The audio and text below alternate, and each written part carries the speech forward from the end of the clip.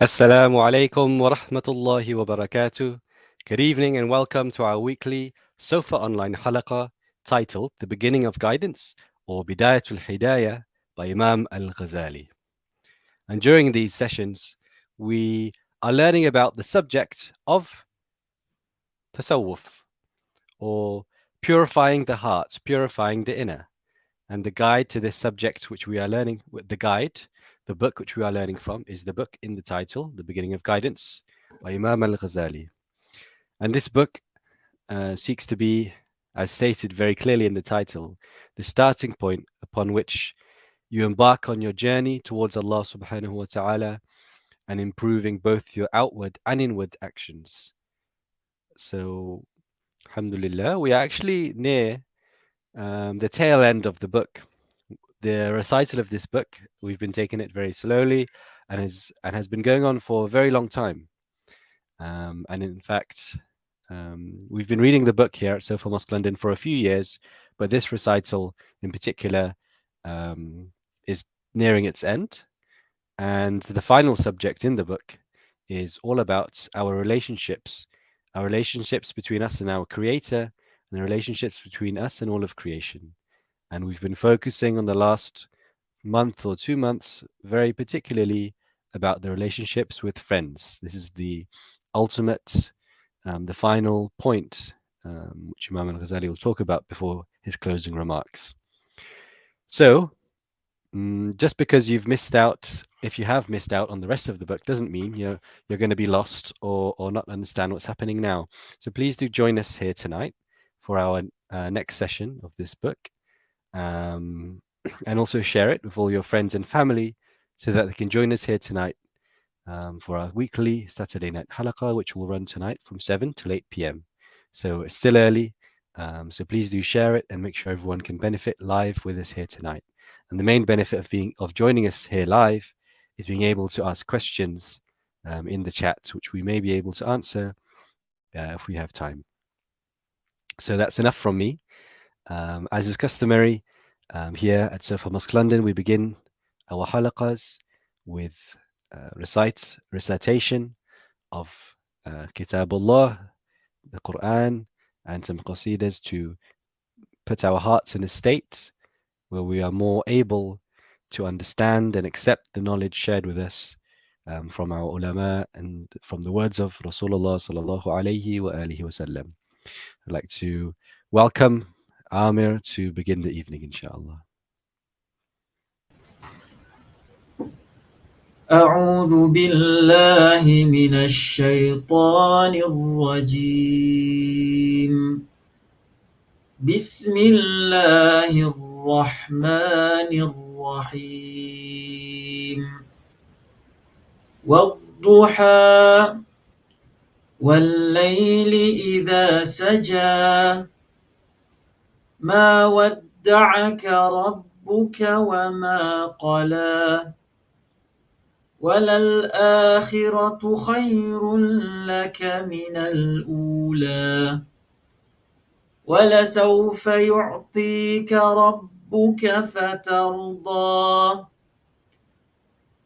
ألم يجدك يتيما فآوى ووجدك ضالا فهدى ووجدك عائلا فأغنى فأما اليتيم فلا تقهر وأما السائل فلا تنهر وأما بنعمة ربك فحدث صدق الله العظيم اللهم صل وسلم وبارك عليه لا إله إلا الله لا إله إلا الله لا إله إلا الله محمد محمد رسول الله لا إله إلا الله لا إله إلا الله لا إله إلا الله محمد رسول الله يا صاحب الأنوار يا ذا اللي والمعقود يا صفوة الجبار يا ذا التقى والجود لا إله إلا الله لا إله إلا الله لا إله إلا الله محمد رسول الله لا إله إلا الله لا إله إلا الله لا إله إلا الله محمد رسول الله لولاك يا ذا الشان ما سارت الركبان نوديت بالمختار والمصطفى المحمود لا إله إلا الله لا إله إلا الله لا إله إلا الله محمد رسول الله لا إله إلا الله لا إله إلا الله لا إله إلا الله محمد رسول الله طابت بك الأوقات يا من أتى رحمتي يا سيد السادات يا كاشف الغمات لا إله إلا الله لا إله إلا الله لا إله إلا الله محمد رسول الله لا إله إلا الله لا إله إلا الله لا إله إلا الله محمد رسول الله صلاة ذي التعظيم بار العلا الأوحاد مع أكمال التسليم عليك يا أحمد لا إله إلا الله لا إله إلا الله لا إله إلا الله محمد رسول الله لا إله إلا الله لا إله إلا الله لا إله إلا الله محمد رسول الله اللهم صل وسلم وبارك عليه.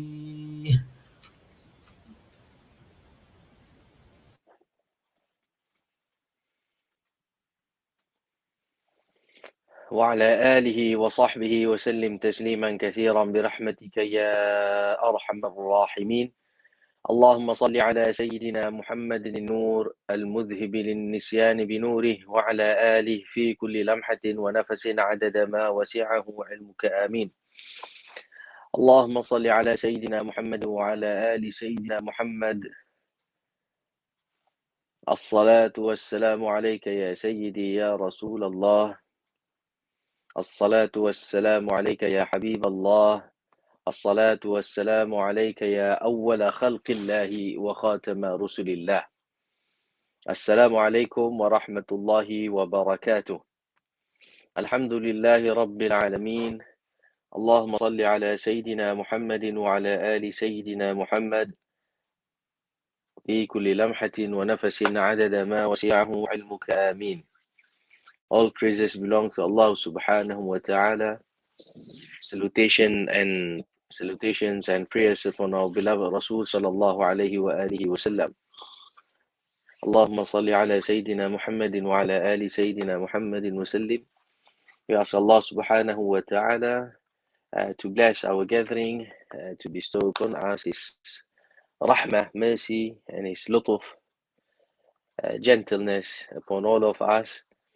And we seek Allah subhanahu wa ta'ala support and assistance in order for us to become a better mu'min, to become a better Muslim, successful in this world and the hereafter. Ameen ya arhamar rahimin. I hope everyone is in a good health, spiritually and physically. Inshallah, we will be continuing our lesson this evening from the book of Imam Al-Ghazali rahimahullah ta'ala wa nafa'ana bihi wa bi'ulumihi fi ad-darain. Ameen. The book, the beginning of guidance, Bidayatul Hidayah. We stopped last week in the last session in the part where we as a friend have few amana, few responsibilities towards our friends and vice versa. Yeah, the etiquette of friendship. Yeah, adab al-suhbah, the right upon us towards our friends. And as I said, from both sides. Yeah, we are friends to other people, and we do have friends as well. So each one of us need to behave well and have a good conduct towards others. فآداب الصحبة. نعم, we will be continuing this part where we stopped last week. اللهم صل وسلم وبارك على سيدنا محمد وعلى آله في كل لمحة ونفس عدد ما وسعه علمك. آمين. فآداب الصحبة, page 143.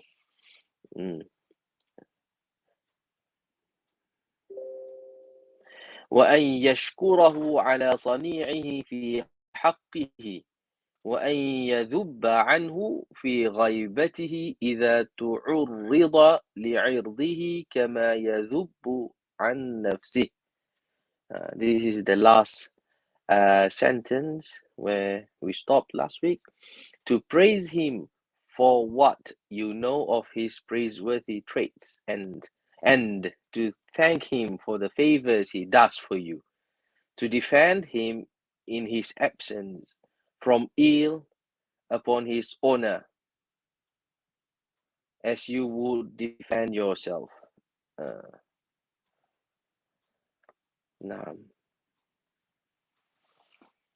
So we will be continuing from this section. وأن ينصحه باللطف والتعريض إذا احتاج إليه. To give him advice with gentleness and by subtle hints if he needs it. Now, hopefully this evening we could end the 12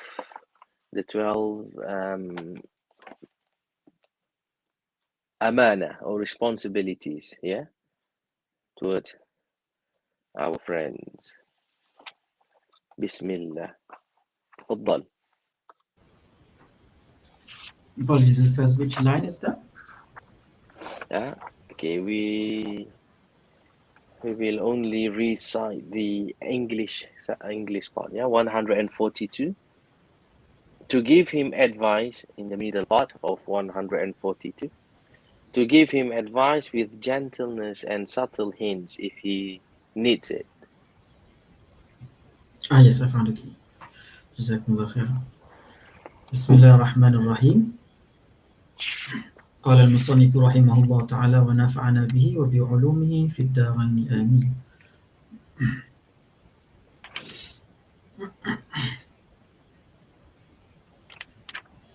To give him advice with gentleness and by subtle hints if he needs it, to pardon his slips and errors, and not to censure him, to pray for him in the ritual prayer, during his life and after his death, to remain loyal to his family and relatives after his death, to choose to make things easy for him by not burdening him with any of your own needs, so as to keep his heart free from your concerns, to express joy at all the happy occasions in his life and sadness at all calamities that afflict him, to be in your innermost heart just as you appear outwardly, so that you are truly sincere in your love for him in private and in public, to be the one who initiates the greeting of peace when you meet him, to make room for him to sit in a gathering, to come out of the house to welcome him, to see him off when he leaves, to keep quiet while he is talking until he finishes, and to refrain from interrupting him. In short, you should treat your friend exactly as you would like to be treated. For truly, the brotherhood of a person who does not love for his brother what he loves for himself is mere hypocrisy and will have evil consequences for him both in this world and the hereafter. These are the courtesies due to people in general that you do not know, and to those close friends who are your brothers. اللهم صل وسلم وبارك على سيدنا محمد النبي الأمي وعلى آله في كل لمحة ونفس عدد ما وسعه علمك آمين. نعم. So, Alhamdulillah Rabbil Alameen, we completed the section Adab al-Sahbah, the etiquette of friendship, where this is our second lesson and the last, hopefully, to complete this section so we can continue with the part number 3, yeah, where Imam Al-Ghazali rahimahullah ta'ala mentioned about at least there are 12 section or 12 advice points, formula and responsibilities for us to perform, act upon them towards our friends. Okay, so we stop at number 6. Yeah, number 6 for today. Yeah, number 6, to give him advice with gentleness and subtle hints if he needs it, and then to pardon his slips and errors, and not to censor him, to pray for him in the ritual, censor him, and then to pray for him in the ritual prayer during his life and after his death, to remain loyal to his family and relatives after his death. MashaAllah, these are the real qualities of a true friends. Yeah, it's quite difficult for us, first thing first, to perform all these traits towards others, towards our friends, and for sure we will find difficulties as well to receive this kind of uh, act from our friends towards us. Remember, the purpose of learning tasawwuf, the purpose of learning the purification of the heart, to improve our hal, to improve our state. Yeah, not to learn to know all those points and then looking at other people. He's right, he's wrong, he's good, he's the opposite. Yeah, he doesn't know, he knows. Not to judge people, but to improve our hal, to improve our state. Yeah, to become a better mu'min, to become a better person. So all these 12 at least, yeah, as a guideline for us to become a better person, to become a better friends towards our friends, to become a better person towards our friends. Naam. Okay, so subhanallah, it looks heavy on us. Look at this. To remain loyal to his family and relatives after his death, and then to pray for him in the ritual prayer during his life and after his death. So for us, and we will think, I only did this, or I only doing this, at least these two, making dua and being loyal to family. This is for my parents, isn't it? So we are doing now for our parents, making dua after salah. We only being loyal towards our own family members, direct family members. But actually, to become a good mu'min, to become a good Muslim, at the same time, these are the points that we should behave towards our friends. Towards our friends. So every single time after salah, we need to supplicate for them. Who? Our friends. Every single day in our life, we need to be loyal towards our friends. Yeah? And their family members as well. During their lifetime and after their passing. Yes, salam. So that's not only towards our family members and parents and our teachers, but towards our friends. Why? Because we know that the friends that we take or we took to be friend, they are really good Muslim. They are really good mu'min. So they are worth it to be act as our own family members, like our parents. How we treat our parents, we treat the same. Or if you think that we need to behave towards our friends like all these points, that means all these 12 points, make dua for them. That means we need to do more for our parents. Yeah, to differentiate between our actions towards our parents and our actions towards our friends. Yeah, if we think, yeah, mashallah, these are the points for our friends. So how about our parents? Then do more for our parents. If you make dua every after salah for your parents, you need to make dua every after salah for your friends as well. So what to do? Do more for your parents. Then you differentiate between parents, your act towards your parents, act of obedience towards your parents, and act of obedience towards your friends. Okay. So mashallah, this is very good points for us to know and to act upon, inshallah. All will be rewarded from by Allah subhanahu wa ta'ala. To choose to make things easy for him by not burdening him with any of your own needs, so as to keep his heart free from your concerns. Yes, Allah. So again, this is not to make your parents worry about your problem. No, even your friends, you don't make them worry. Always two sides. Yeah, we are learning from one side. If we have problem, yes, we can ask for help.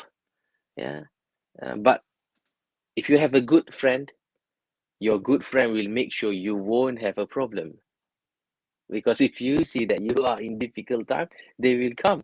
What is the first advice given? Look, the etiquette of friendship, to give preference in your wealth, or if you cannot do this, give freely out of your surplus wealth when he is in need.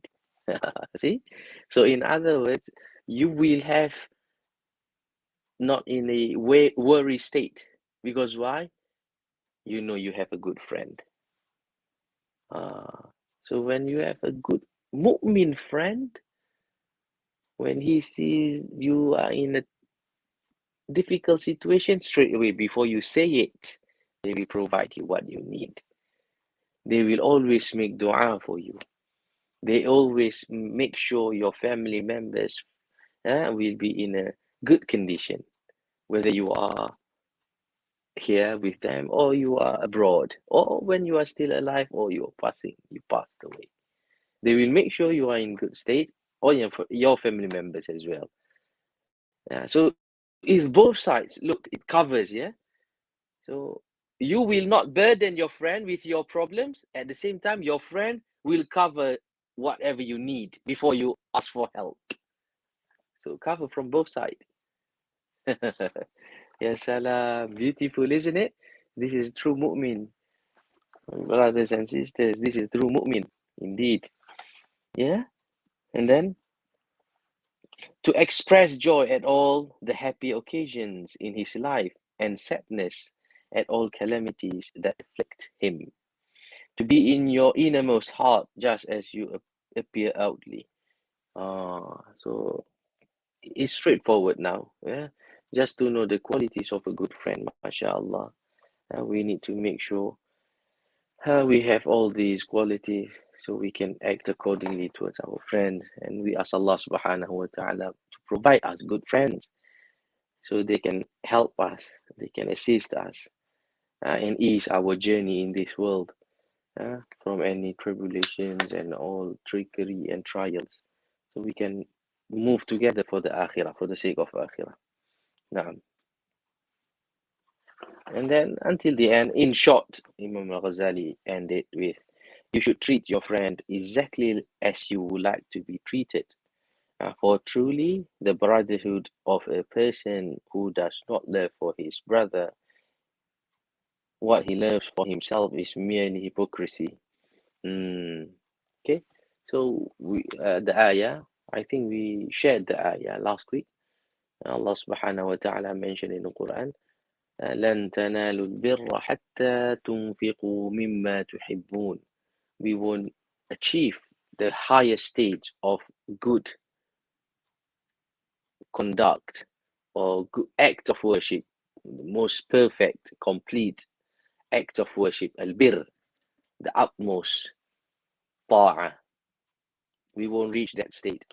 حتى تنفقوا مما تحبون, until you give out, you take out from yourself things that you love most. Give infaq, give, share with other people things that you love most. Okay, so take that as a formula in life. What do you love most? If you give 100,000 and you are a billionaire, that's nothing. That's nothing. It is better for a person who have a £10 and he gave £5 out of his money, half of his wealth. £10 small, but he gave half of it. He doesn't have except part of what he already given away. 5, rather than giving 100,000, 1 million. What, you are a billionaire? That's nothing. Yeah, so we need to challenge our nafs.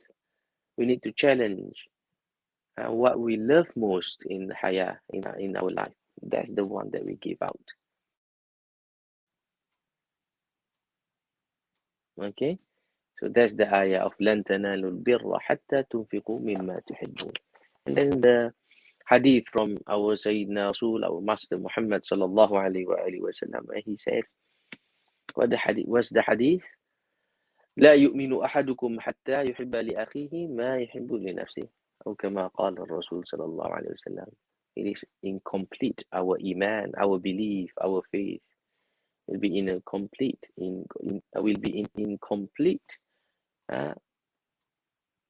Until we love for our brothers things that we love.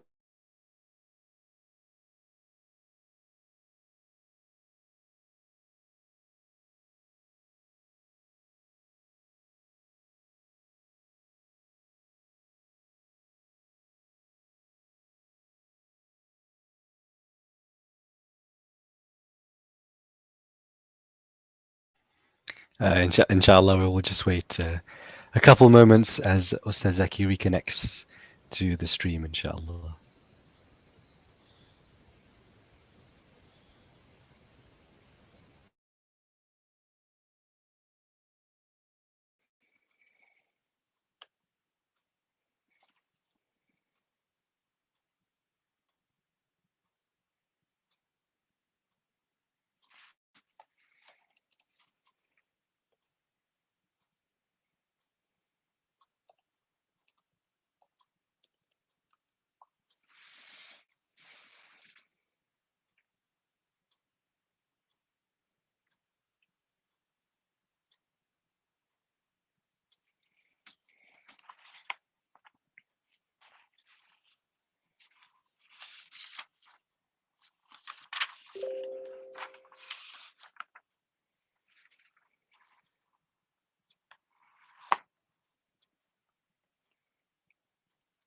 Assalamu alaikum.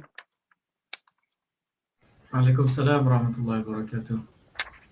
Okay, I'm in now. Let's continue. Naam. So, as I was saying about the hadith of our Rasul sallallahu alayhi wa alihi wa sallam, لا يؤمن أحدكم حتى يحب لأخيه ما يحب لنفسه.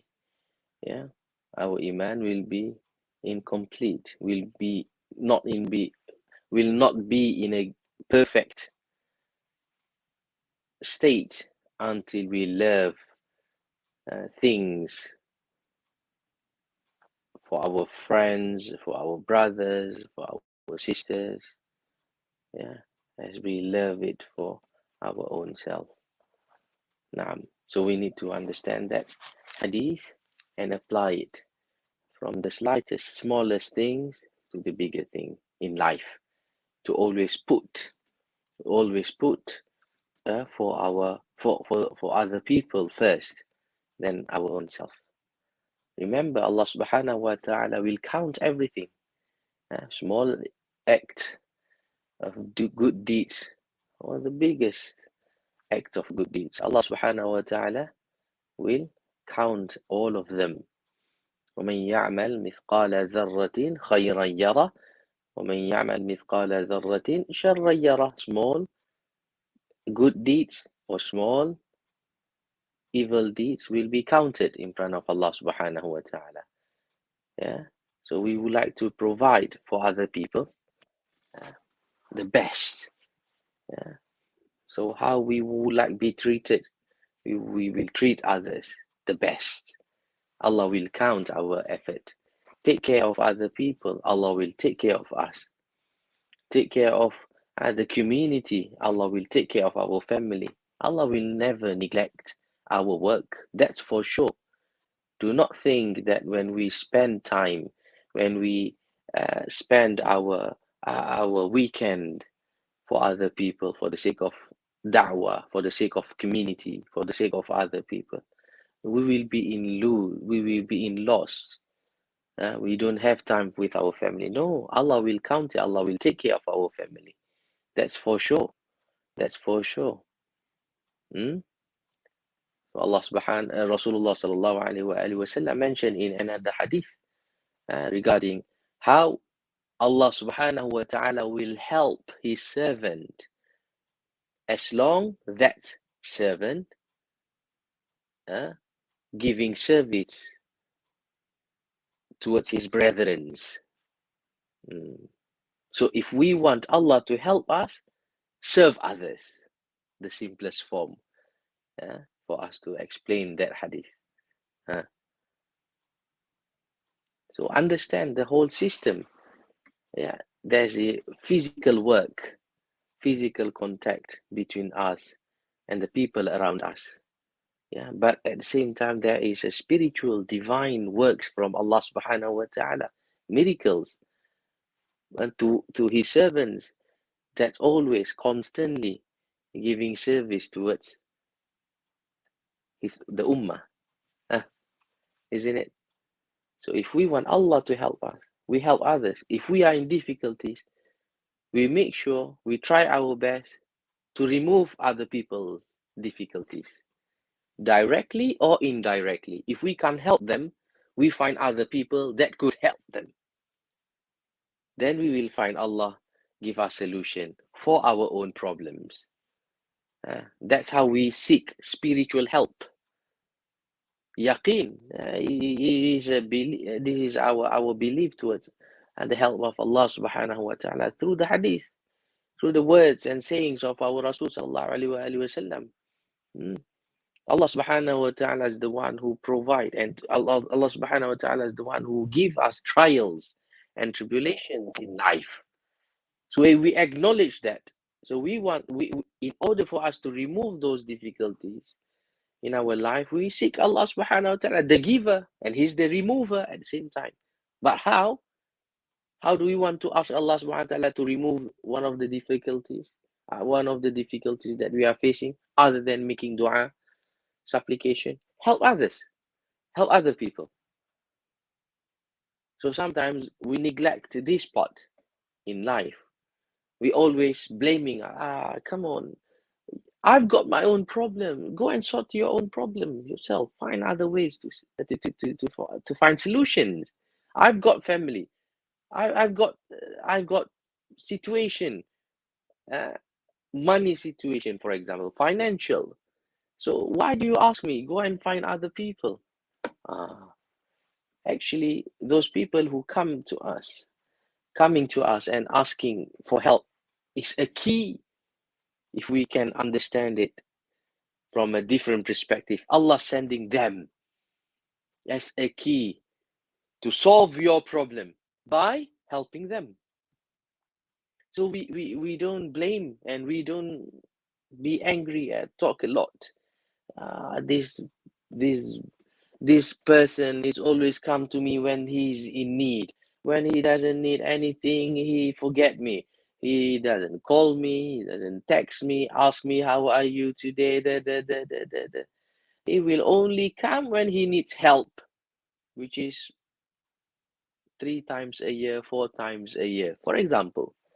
So we keep telling ourselves, or we keep sharing about this with your good friends or with your spouses.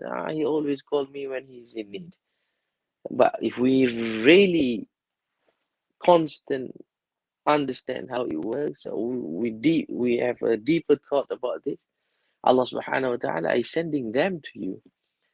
Allah can make them remember someone else to seek help. But Allah let them remember, you got this friend. Go and call him and ask for his help. So if we take it in our open heart and try our best to help with the intention, Ya Allah, you are sending him to ask me for help, so I will try my best to help him. I believe, yaqeen, I believe, I have faith that you will help me, Ya Allah. That's the spiritual connection. Isn't it so beautiful? But we don't. Most of us will try to blame and to nagging about people asking for help. And the worst part, after we help them, we want them to say thank you to you. We want them to say thank you. He forgotten me now.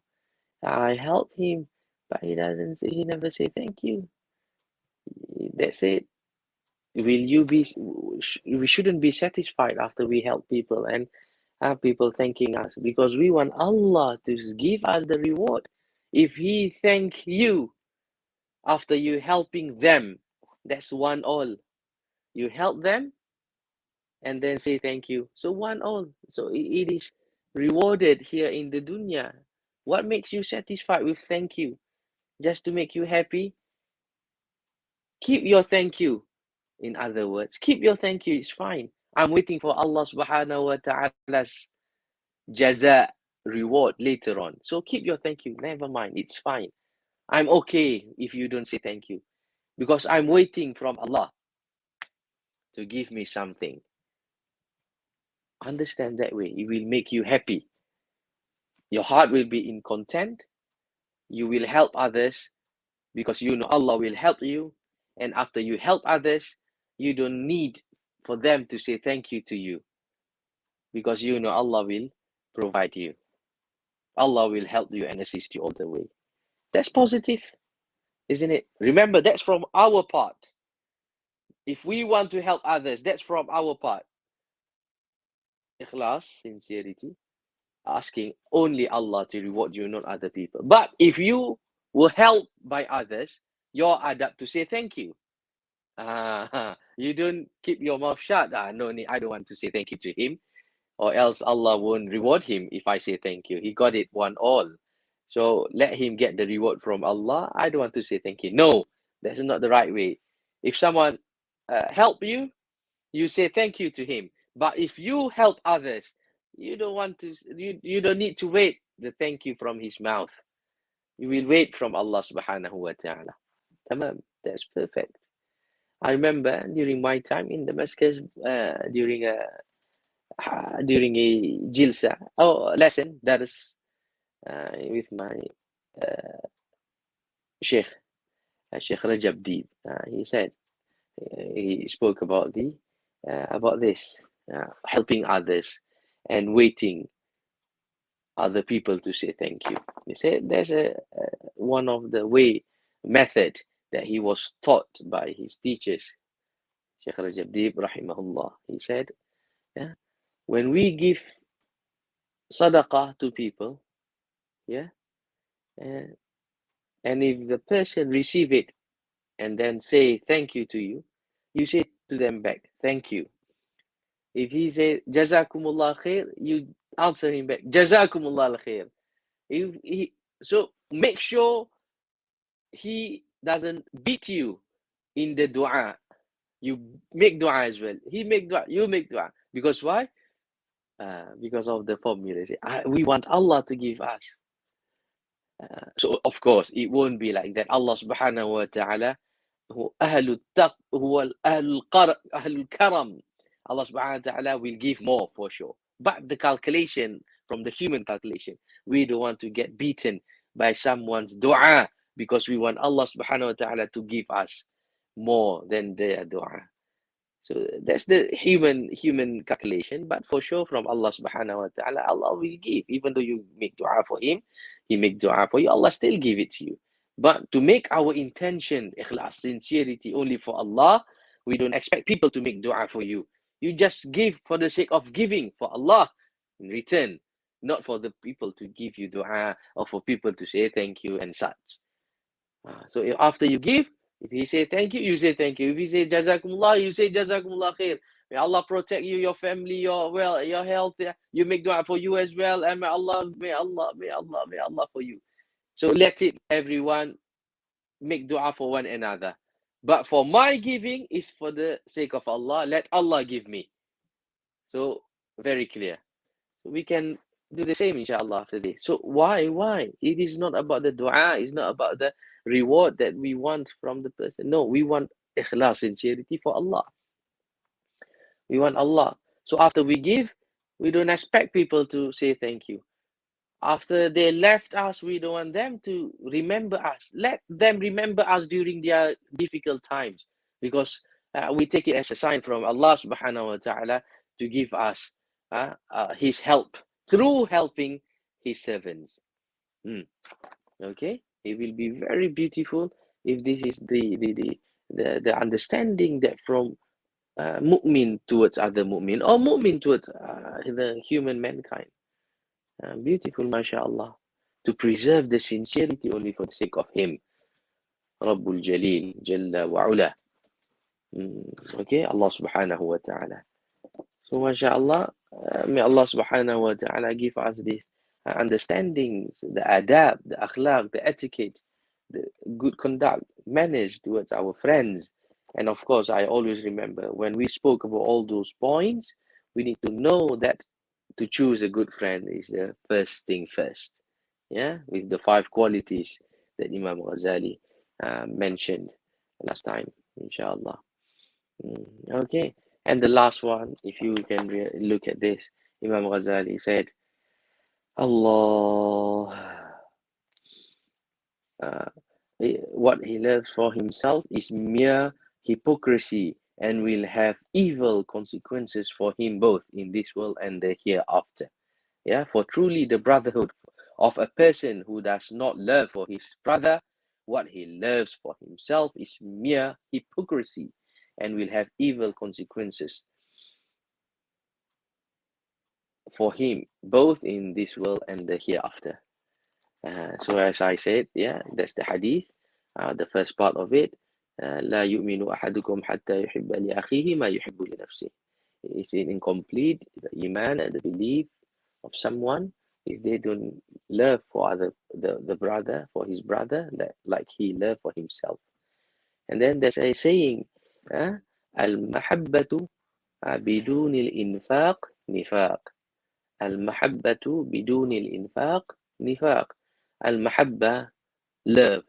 Your love towards your friends, your love towards your family members, your love towards your spouses, your love towards anyone that you claim you love them without, bidunil infaq, without apa infaq without charity Giving out. or without sacrifice, giving out, is a nifaq, it is hypocrisy. So if we claim to someone closer to you or your friends around you, you say, I love you for the sake of Allah, but you don't give a sacrifice for them, it is a hypocrisy.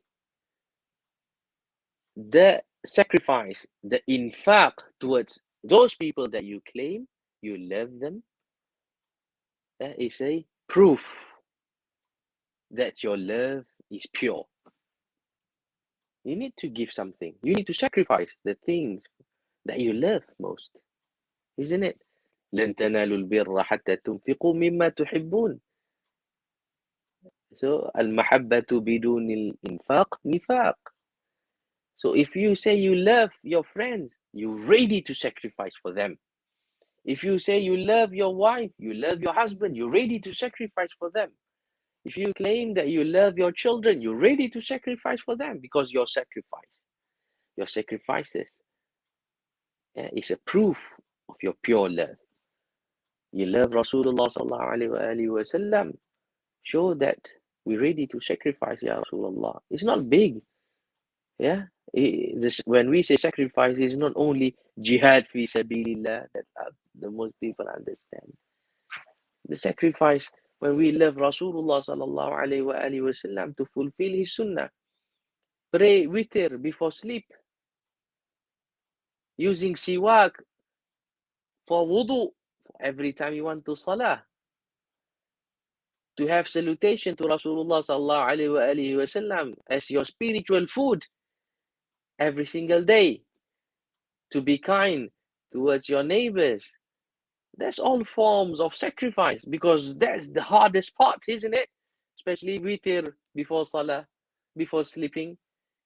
We can easily brush our teeth, but difficult for us to take wudu and 3 rak'ah sunnah of witr just before sleeping.